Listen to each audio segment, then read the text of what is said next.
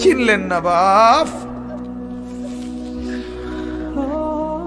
চিনা দরকার ছিল যাকে, চিনলেন না তাকে।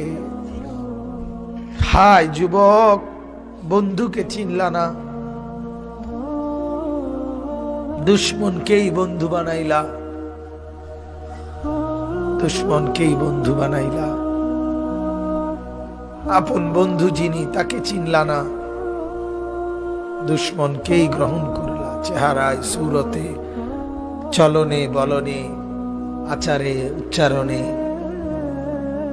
বেঈমান যেভাবে সাজায় দেয়, তুমি তাকেই গ্রহণ করলা যে তোমার বন্ধু।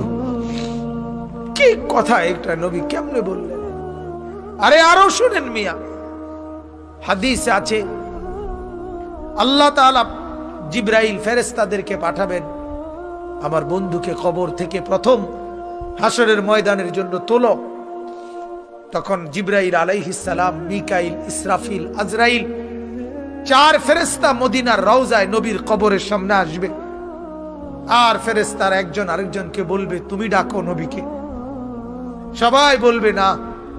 শেষ পর্যন্ত বলবে, জিবরাইল তোমার সাথে নবীর মহব্বত বেশি, তুমি বেশি আসছিলা গেছিলা দুনিয়াতে, তুমি ডাক দাও, আমরা সাহসে কুলায় না। জিবরাইল তখন ডাক দিবি, ইয়া রাসূলুল্লাহ আপনি উঠেন, হাসরের ময়দানের জন্য আপনি দাঁড়ান।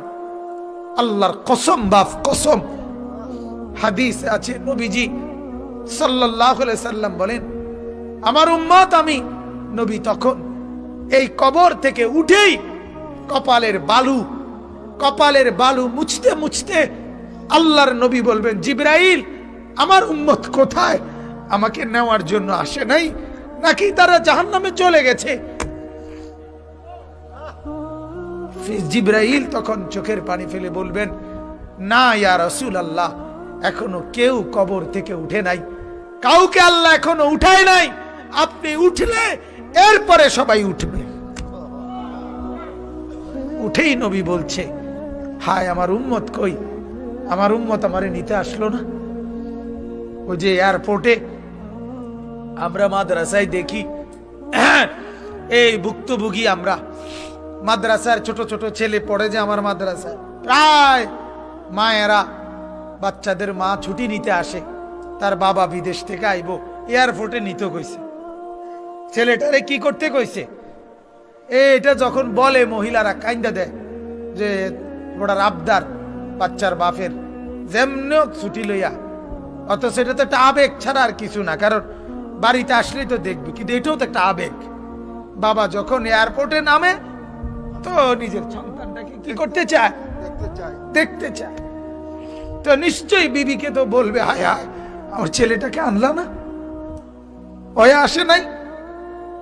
তো নবীও এমন বলবে, জিবরাইল আমার উম্মত আসে নাই, আমার নিতে আসে নাই, ওরা কোথায়?